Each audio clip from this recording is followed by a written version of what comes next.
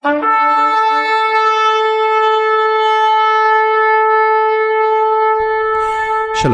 bienvenue pour cette nouvelle vidéo. Aujourd'hui, l'absurdité de l'islam, partie 4. Bien, je vais commencer cette vidéo avec une première contradiction dans deux hadiths. Mohammed aurait déclaré qu'il est interdit de tuer les femmes et les enfants. D'après Ibn Omar, j'ai trouvé une femme qui a été tuée durant l'une des batailles du prophète. Alors le prophète a interdit de tuer les femmes et les enfants. Sahih Bukhari, numéro 3015 et Muslim, numéro 1744. Mais Mohammed aurait autorisé de tuer les femmes et les enfants des polythéistes. D'après Asab Ibn Jatama, le prophète interrogé au sujet des femmes et des enfants des polythéistes qui sont tués dans une attaque nocturne menée par les musulmans, aurait dit « Ils font partie d'eux, c'est-à-dire des personnes à exterminer ». Et ensuite, il aurait déclaré « Vous n'avez pas de tort de les avoir tués, entre guillemets, involontairement ». Alors, Muslim dans son Sahih numéro 3281.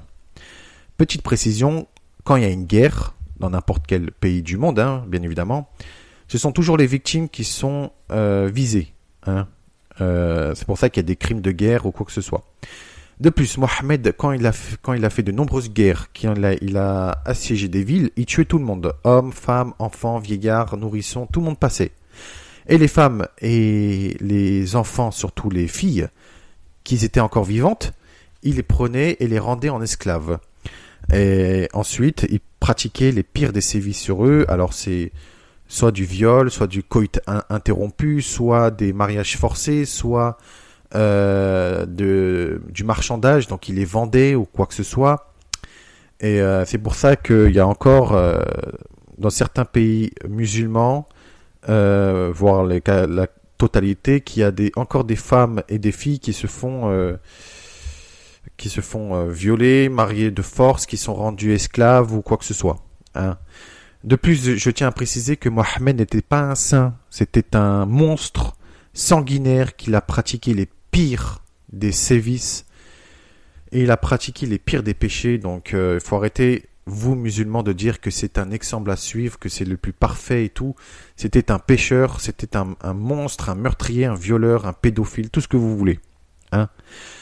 Donc Mohammed, non seulement il dit de ne pas tuer les femmes et les enfants, mais ensuite il dit qu'ils font partie des personnes à exterminer et que il ne faut pas, il n'y a pas de tort de les avoir tués. Donc c'est complètement n'importe quoi. Bien, je vais continuer cette vidéo. Il y a dans un hadith rapporté dans un livre appelé Mishkat ul-Masabi, page 57, Abu Darda a rapporté que le prophète a dit « Allah a créé Adam quand il a créé, alors il a frappé son épaule droite, donc l'épaule droite d'Adam, et en a sorti la race blanche, les enfants blancs, comme si c'était des graines. Et il a frappé son épaule gauche, donc de l'épaule d'Adam, l'épaule gauche, et on a sorti la race noire, les enfants noirs, comme si c'était du charbon. Alors il a dit à ceux qui étaient à son côté droit, donc la race blanche, du côté du paradis, et je ne m'en soucie pas. Puis il a dit à ceux qui étaient sur son épaule gauche, donc les enfants noirs, la race noire, du côté de l'enfer, et je ne m'en soucie pas. Donc c'est bien dans le livre appelé Mishkat ul-Masabi, page 57.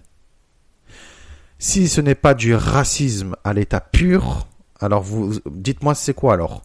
Je tiens à préciser, c'est que quand une personne est bonne ou elle est méchante, ce n'est pas selon sa couleur de peau.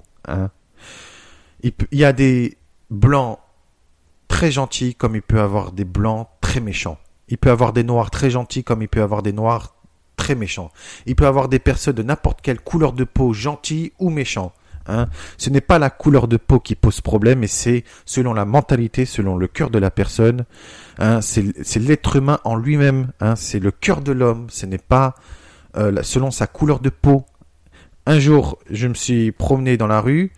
Il y avait une femme qui est tombée. Pourtant, il y avait des blancs qui sont passés. Ils ont regardé, ils ont rigolé. Parce qu'elle est tombée, la dame, ils l'ont pas relevée. Et pourtant, il y avait des noirs et qui l'ont relevée. Hein, ils ont été plus humains que les blancs. Hein, ce n'est pas la couleur de peau, c'est selon l'être humain. Voilà. Faut arrêter avec ce racisme. Il faut arrêter avec le racisme. Hein, c'est n'importe quoi. C'est pour ça qu'il y a des guerres et quoi que ce soit. Si les gens sont racistes, ils mettent tous les mêmes dans le même sac. Hein. Ce n'est pas parce que les blancs, ce n'est pas parce qu'ils sont blancs qu'ils sont gentils, et ce n'est pas parce que les noirs ils sont noirs qu'ils sont méchants. Faut arrêter. Hein, c'est comme je l'ai dit, c'est selon l'être humain. C'est selon ce qu'il y a dans le cœur de l'être humain. Voilà. Donc, en plus, Mohammed, il n'aimait pas les noirs. Hein. Il avait des esclaves noirs. Hein. En plus, il a vendu des esclaves arabes pour des esclaves noirs. Il a dit que si vous voulez voir Satan, allez voir un homme noir et vous verrez Satan. Ou alors, il a dit que les noirs sont semblables à des raisins secs, à des têtes de raisin. Non, mais sérieusement, c'est quoi ça?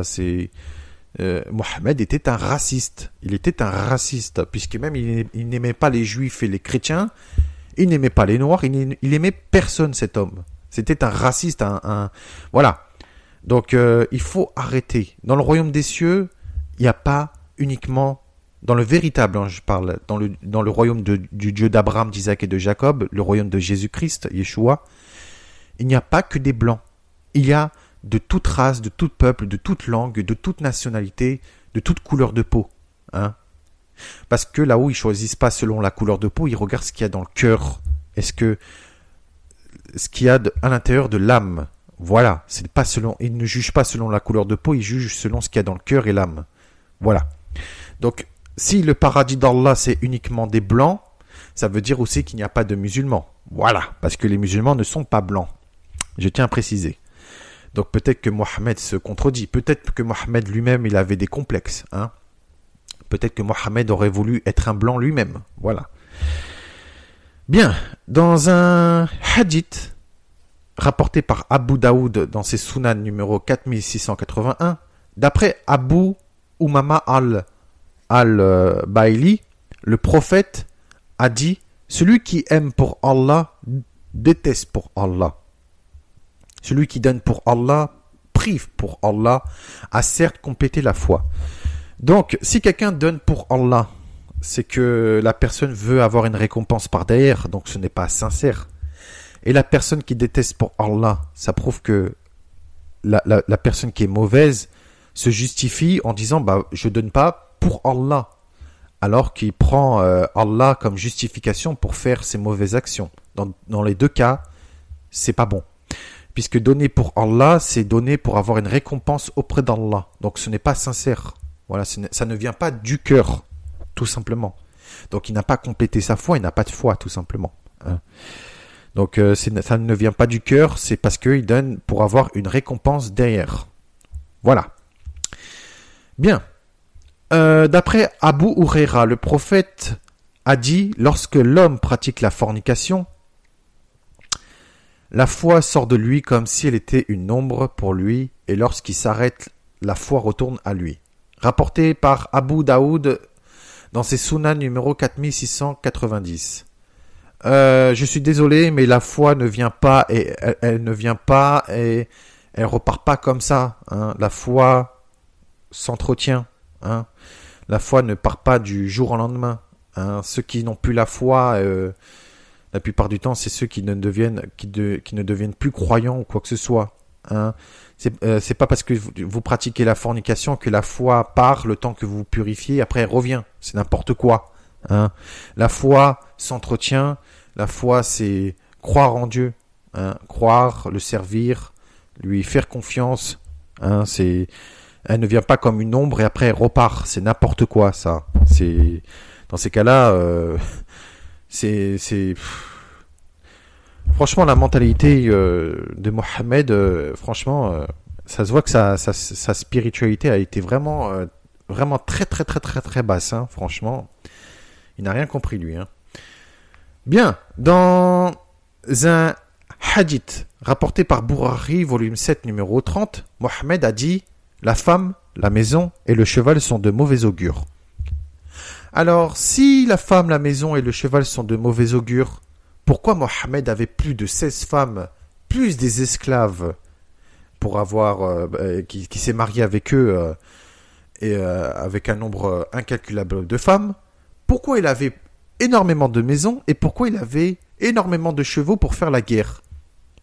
Donc si pour lui la femme, la maison et le cheval sont de mauvais augure, pourquoi dans ces cas-là il avait énormément de femmes, énormément de maisons, énormément de chevaux? Alors dans ces cas-là, il aurait dû être dans la rue, il aurait dû être célibataire et il aurait dû combattre les ennemis d'Allah avec soit des chameaux ou soit des ânes, hein. Donc si la femme, la maison et le cheval sont de mauvais augure, alors pourquoi il avait énormément de femmes, de chevaux et de maisons? C'est de l'hypocrisie totale. Par contre, Monsieur Mohammed, pour satisfaire ses besoins sexuels, là, il a pas dit que les femmes sont de mauvais augure, hein. Franchement, voilà, c'est un hypocrite ce Mohammed.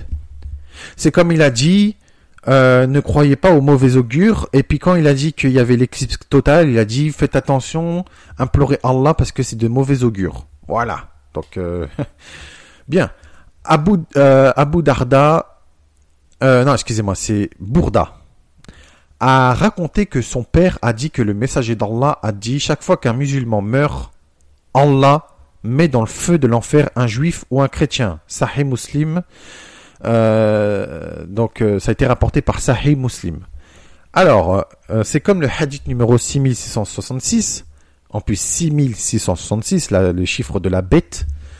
Il est dit que Allah, le jour du jugement, mettra tous les péchés des musulmans gros comme une montagne sur le dos des juifs et des chrétiens pour que les juifs et les chrétiens aillent brûler en enfer à la place du musulman.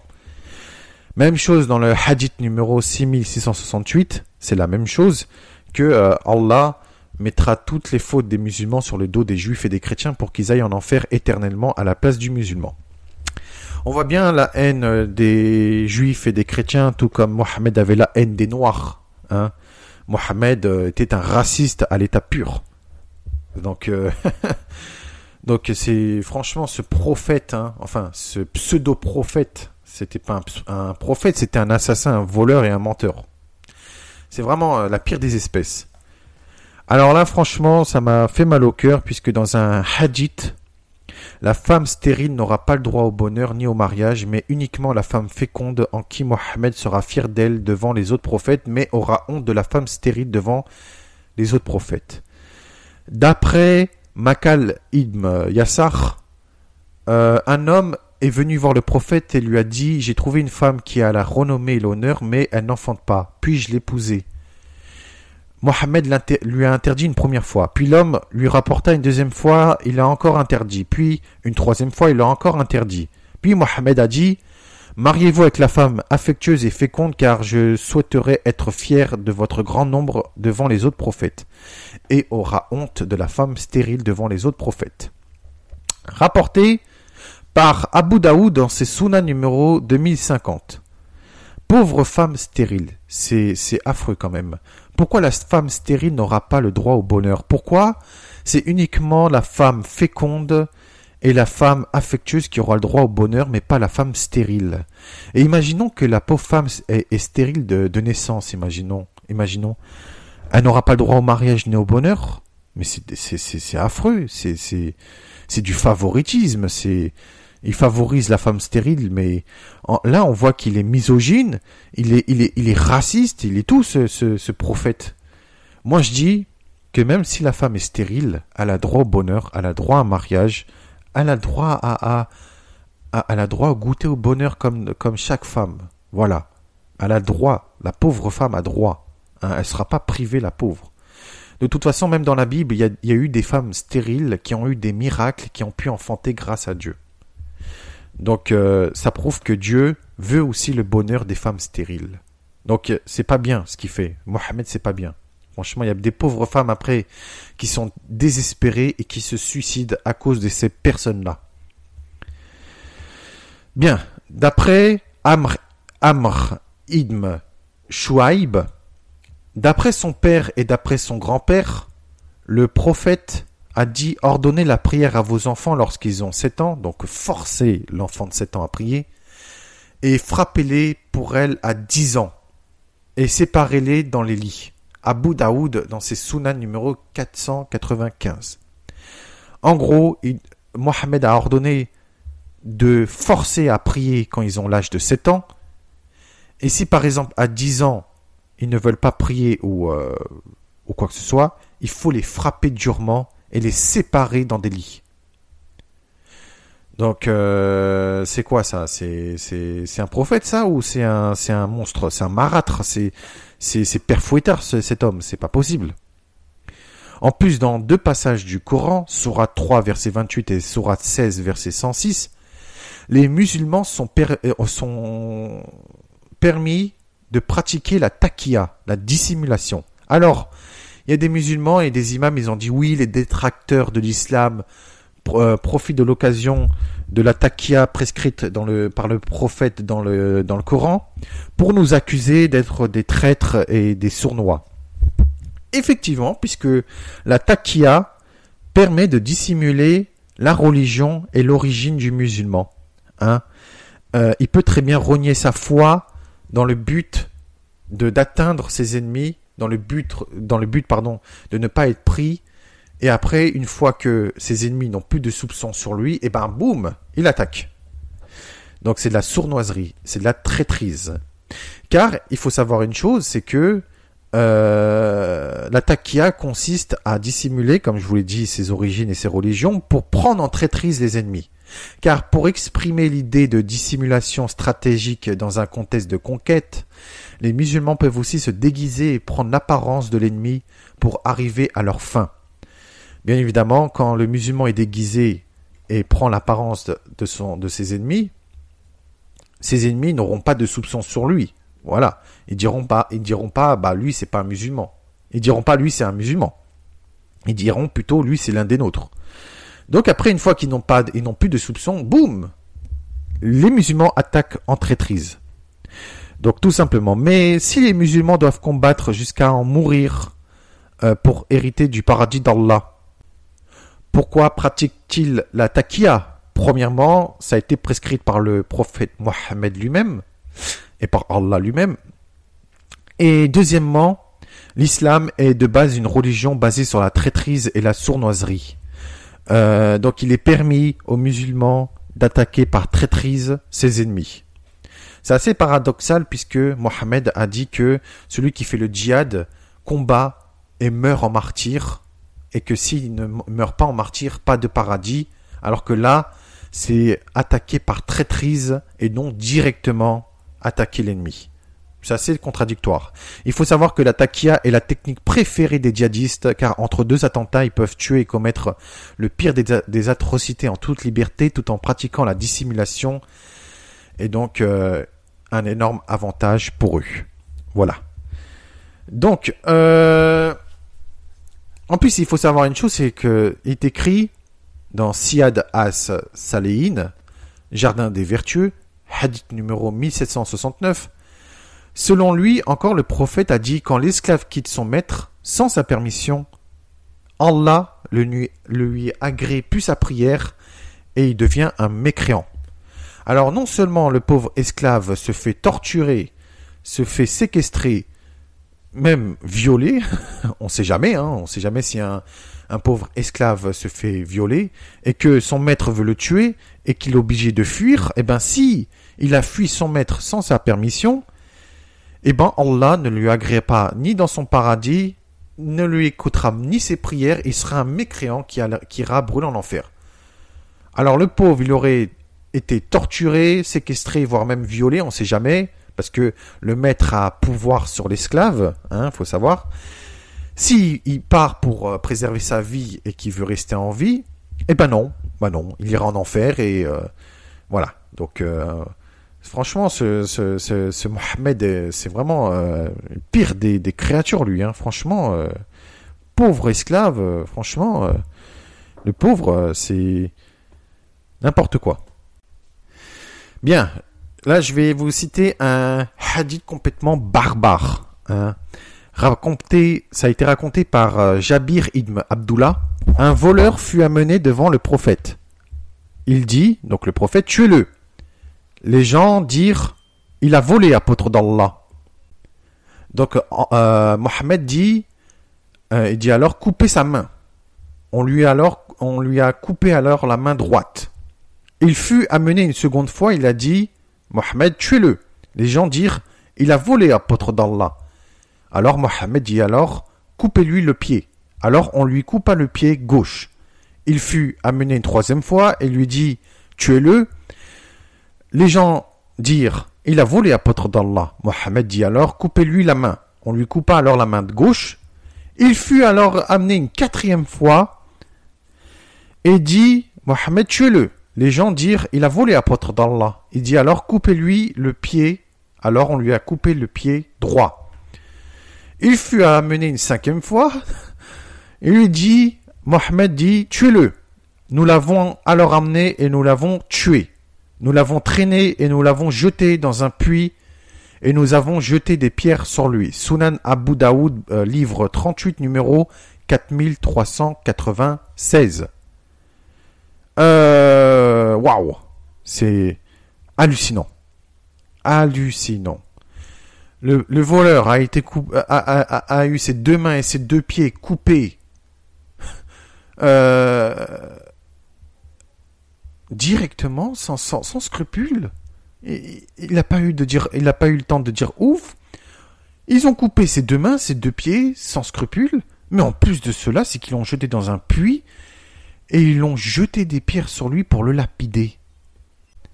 Alors là, franchement, si c'est ça, c'est pas barbare. Waouh. Franchement, je suis écœuré. Bien, dans un autre hadith rapporté par Abu Daoud et identifié par Sheikh Albani dans son Sahih al-Jami, numéro 7659, un musulman ne doit pas s'écarter de son frère au-delà de 3 jours, sinon s'il meurt, il ira en enfer. D'après Abu Huraira, le prophète a dit, il n'est pas permis aux musulmans de s'écarter de son frère au-delà de 3 jours. Celui qui s'écarte de son frère plus de 3 jours meurt, entre en enfer. Alors, imaginons que le frère d'une personne veut la tuer, on ne sait jamais, et que la personne doit fuir pour sauver sa vie. Non seulement il aurait commis une grave faute, mais en plus il ira en enfer. Ça, c'est absurde. Parce que il n'est pas permis aux musulmans de s'écarter de son frère au-delà de 3 jours. Celui qui s'écarte de son frère plus de 3 jours meurt, donc il meurt après, rentre dans le feu de l'enfer. Imaginons que son frère veut le tuer et que la personne veut fuir pour sauver sa vie. Cette fuite peut prendre je ne sais pas combien de temps, voire même des années. Et bien non seulement c'est un grave péché, mais en plus il ira brûler en enfer. Non seulement il se fait menacer, mais en plus... Par contre, je suis d'accord sur une chose, c'est que si une personne a un frère malade ou dans le besoin, et qui ne peut pas s'occuper de lui-même, et que la personne l'abandonne en le laissant seul et sans aide, oui, dans ce cas-là, je suis tout à fait d'accord, ce sera une faute très grave, et je ne sais pas si ce sera pardonnable, puisque la personne sera malade dans le besoin et qu'elle ne pourra pas s'occuper, que la personne malade aurait eu le plus besoin de son aide, mais bon, c'est... Bien.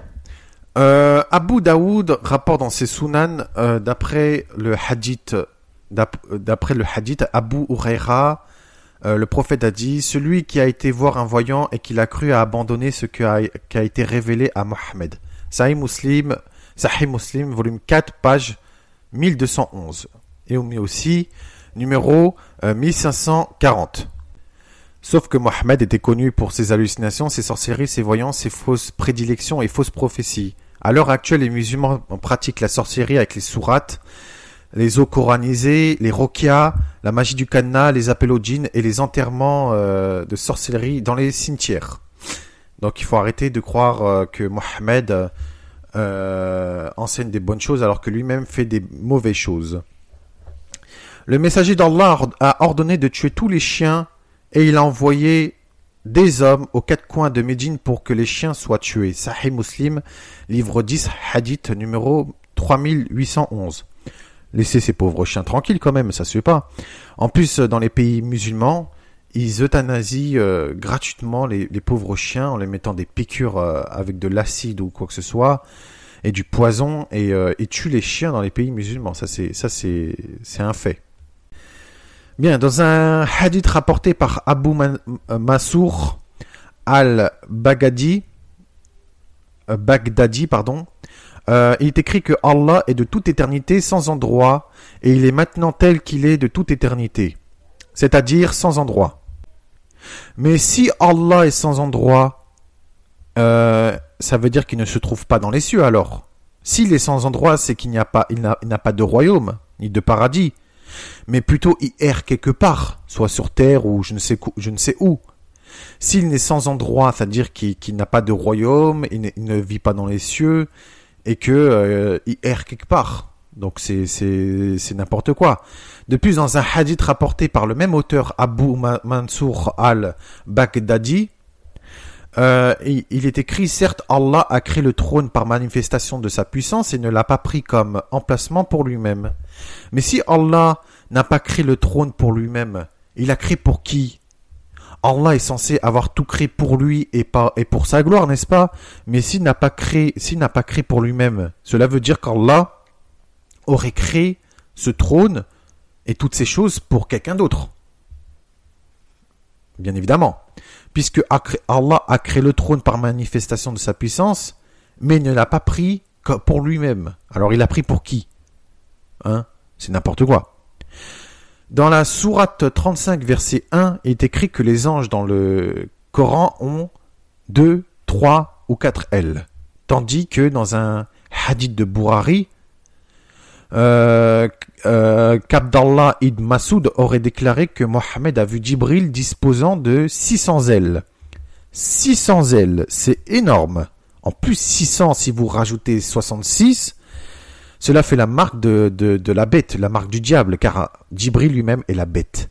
Nous voyons bien que Djibril est un démon. Pour avoir 600 ailes, ce n'est pas normal. Ce n'est pas normal. Alors là, je suis tombé sur un hadith le plus absurde que j'ai jamais vu. Rapporté dans le Musnad d'Ahmad, volume 3, page 83, et dans le Musnad Abi Saïd al-Khudri, un loup aurait parlé et aurait attesté que Mohammed est le messager d'Allah. Alors là, franchement, pendant qu'un berger était entre ses moutons, un loup attaqua soudainement un mouton et le prit avec lui avant de fuir. Le berger chassa le loup et reprit le mouton. Alors le loup s'assit sur sa queue et s'adressa au berger. « Aie crainte d'Allah, tu as pris la provision qu'Allah m'a donnée. » Le berger dit « Que c'est étonnant ! Un loup qui s'assit sur sa queue et me parle en langage humain. » Le loup dit « Te dirais-je quelque chose de plus étonnant ? Il y a Mohammed, le messager d'Allah à Yatrib, al-Madina, et qui est en train d'informer les gens des récits du passé. Alors le berger partit à Al-Madina avec son mouton. Il y arriva, il attacha son mouton et se rendit au messager d'Allah.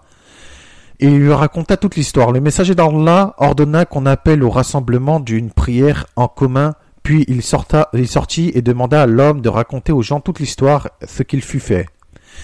Ensuite, le messager d'Allah dit la vérité. Par Allah qui détient mon âme entre ses mains, le jour de la résurrection ne sera établi que jusqu'à ce que les bêtes féroces parlent avec les êtres humains. Le bâton frappe les lacets d'une personne lui parle et sa cuisse l'informe ce qui s'est passé à sa famille en son absence. Bonne nouvelle. Si je vais aller voir un loup, je vais voir s'il parle, pour voir. Non mais c'est absurde, franchement. Mais en plus de cela, il n'y a pas uniquement que le loup qui parle, puisqu'il y a aussi le mouton qui a été mort et rôti, qui a servi comme nourriture au prophète Mohammed, que le mouton lui-même aurait averti le prophète de ne pas le manger car lui-même est empoisonné. Waouh!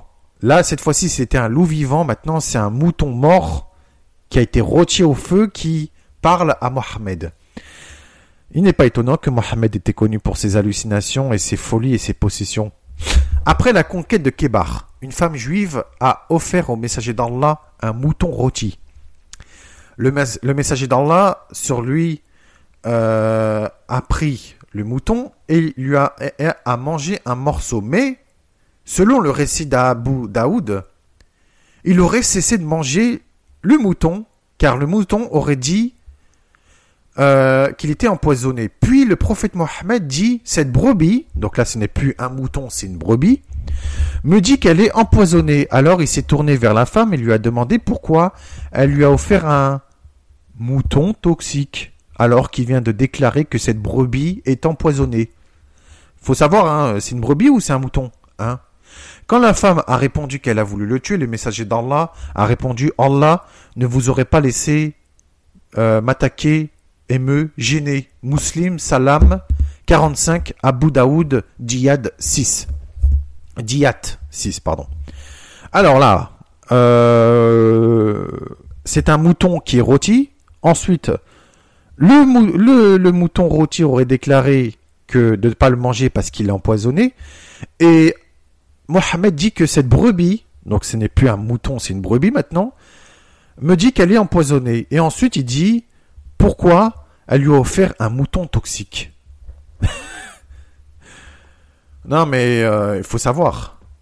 Faut savoir. En plus, il y a un hadith rapporté par Ahmed et authentifié par Sheikh Albani dans Sahih Targhib numéro 3113. D'après Abu Las al-Khuzai, le prophète nous a fait monter sur des chameaux de l'aumône qui étaient très fatigués. Nous lui avons dit, ô messager d'Allah, nous ne pensons pas que ceux-là vont pouvoir nous porter. Le messager d'Allah a dit, il n'y a aucun chameau qui n'a pas un shaitan, donc un démon ou un diable, dans sa bosse. Et maintenant, mentionnez le nom d'Allah que lorsque vous les montez comme Allah vous l'a ordonné, ensuite maniez-les à votre gré, car c'est en réalité Allah qui porte. Bon, d'après Mohammed, chaque chameau auront un shaitan dans leur bosse. Puis, il faut les monter, ces chameaux, parce que c'est Allah qui aurait ordonné, car en réalité, c'est Allah qui porte. Non, mais c'est n'importe quoi. Non, mais... Bon, continuons. D'après Abu Huraira, le prophète a dit, lorsque l'un de vous se prosterne, qu'il ne fasse pas comme fait le chameau, qu'il pose ses mains avant ses genoux. Rapporté par Bourari dans son ouvrage Al-Tariq, Abu Daoud dans ses Sunan numéro 840 et authentifié par Sheikh Albani dans Irwa Al-Galil, volume 2, page 78. Donc, ne faites pas comme les chameaux, ne vous prosternez pas comme font les chameaux. Voilà. Il est en train Mohammed est en train de comparer les hommes à des chameaux quand même. Hein. Selon Ibn Omar, le prophète a dit, ne mangez pas et ne buvez pas par la main gauche, car Satan mange et boit par la main gauche. Rapporté par Muslim 2020. Et comment font alors les gauchers? Les pauvres, ils doivent se forcer à manger et à boire de la main droite. Ils vont faire comme à l'époque où les catholiques forçaient les pauvres juifs à écrire de la main droite parce qu'ils écrivaient de la main gauche. Et qu'ils les attachaient la main gauche parce que pour eux, les catholiques, le clergé catholique, il disait que écrire ou manger de la main gauche, ça appartenait à Satan, puisqu'ils ont repris l'un des passages des évangiles qui disait que lorsque Yeshua reviendra juger le monde, il sera assis sur son trône et les brebis seront à droite et les boucs à gauche. Donc pour eux, ils ont dit, bah tiens, comme ils écrivent et ils mangent de la main gauche, ce sont des boucs des damnés. Voilà. Donc les musulmans font pareil. Donc c'est n'importe quoi. Comment ils font alors les pauvres gauchers? Ils doivent se forcer à écrire, à manger de la main droite. N'importe quoi. En plus, il est écrit, grande blague, quiconque mange par sa main gauche partage son repas avec Satan. Rapporté par l'imam Ahmed.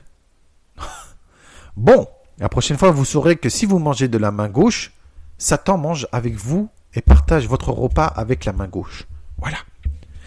Selon Anas, le prophète a interdit aux hommes le port des vêtements teintés au safran. C'est écrit dans Riyad as-Salihin, numéro 1798. Abdullah ibn Ammar ibn al-As rapporte, le prophète vit sur moi 2 habits teintés au safran. Il dit, est-ce que ta mère qui t'a ordonné cela? Je répondais, dois-je les laver? Brûle-les plutôt, répondit le prophète. Riyad as-Salihin, numéro 1799. Mais j'ai envie de vous dire, qu'il soit teinté au safran, qu'est-ce que ça change? Qu'est-ce que ça change qu'il soit teinté au safran? Je vois pas où est le mal. Ce sont des teintures naturelles. Je vois pas où est le mal de teindre ses vêtements dans du safran. Je vois pas le mal. Où est le mal? C'est n'importe quoi. C'est n'importe quoi. Par contre, eux, ils ont leurs vêtements teintés dans le sang de leurs victimes. Par contre, ça, ce n'est pas mal. Voilà. Ali rapporte, voici ce que j'ai appris du messager d'Allah. N'est plus orphelin celui qui est pubère. Il n'est pas permis de garder le silence toute une journée jusqu'au soir, parce que soi-disant, c'était une pratique anti-islamique. Rapporté par Abu Daoud, numéro 1800. Le pauvre orphelin, il a perdu son père, sa mère, et même toute sa famille. Il n'est plus orphelin lorsqu'il est pubère. Non mais c'est n'importe quoi. Le pauvre, il est orphelin même à l'âge adulte, puisqu'il a perdu son père, sa mère ou quoi que ce soit. Encore une fois, on voit que Mohammed est même sans pitié envers les orphelins. Et en plus, dans un hadith, il est écrit que quand il a eu la conquête d'une tribu juive, ceux qui étaient pubères, ils ont été exterminés, et ceux qui n'ont pas été pubères ont été restés en vie, ont été gardés en vie. Parce que c'est Mohammed qui aurait déclaré ça. Je ne sais pas ce qu'il a contre les pubères, ce Mohammed, mais c'est bizarre. Abu Huraira a déclaré que le prophète a dit « Si j'avais ordonné à quelqu'un de se prosterner pour quelqu'un, j'aurais ordonné à la femme de se prosterner pour son mari. Car celui qui détient mon âme dans sa main, la femme n'accorderait pas à son seigneur son droit tant qu'elle n'a pas accordé à son mari son droit. Même s'il lui demande d'avoir des rapports sexuels avec elle alors qu'elle est en selle sur un chameau, elle doit lui obéir sans rien dire. Non seulement la femme doit se prosterner devant le mari, et si l'homme a des pulsions sexuelles, elle doit rien dire, elle doit avoir des rapports sexuels, même dans le désert sur un chameau, elle doit rien dire. Ça, c'est domination sur la femme. Ça, en plus, c'est rapporté par Tirmidhi, dans ses Sunan 1119 et authentifié par Sheikh Albani. Donc, soumission totale de la femme envers son mari. Voilà. Anas rapporte du prophète, celui qui s'assoit pour écouter une chanteuse aura du plomb fondu coulé dans les oreilles le jour final. Abu Ishaq, An-Nasa'i, rapporté par Bourari.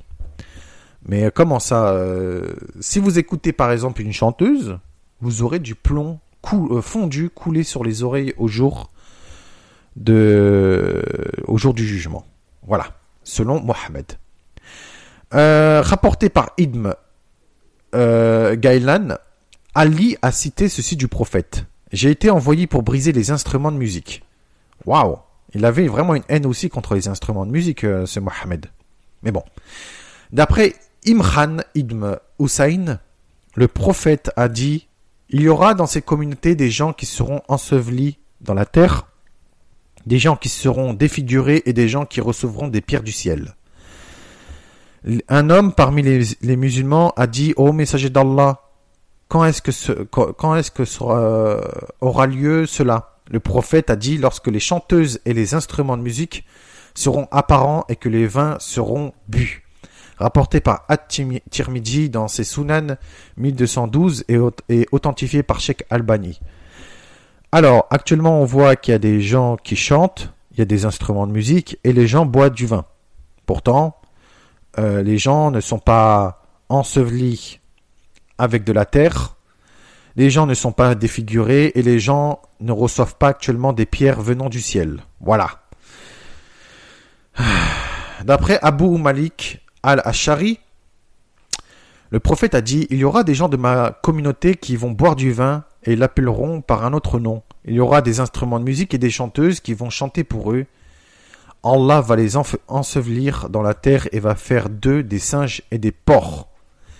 Rapporté par Abu Majah dans ses Sunan numéro 4200 et authentifié par Sheikh Albani.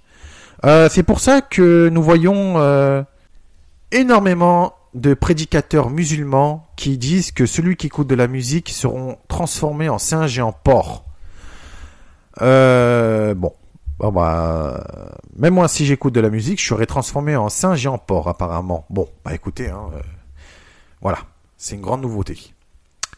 Bien, d'après Al-Kama, Aïcha a vu dans la maison de son frère un chanteur qui chantait et bougeait sa tête, alors elle a dit « Ouf, un diable, faites-le sortir, faites-le sortir ». Rapporté par l'imam Bourari dans Al-Abab, Al-Mufrad, numéro 1247. Et authentifié par Sheikh Albani dans Sahih Al-Adab, Al-Mufrad, numéro 945. Bon, je vois pas où est le mal de quelqu'un qui chante. Par contre, s'il chante des trucs sataniques, oui, là, c'est quelque chose de très grave. Mais s'il chante, je vois pas où est le mal. Le prophète Mohammed a dit « Allah m'a envoyé comme miséricorde et guidé pour les mondes. Et il m'a ordonné de faire disparaître les mazamir, les barabites et les maasif. » Donc, je vais vous expliquer. Ainsi que les idoles qui étaient adorées durant l'ignorance. Al-Jahiliya.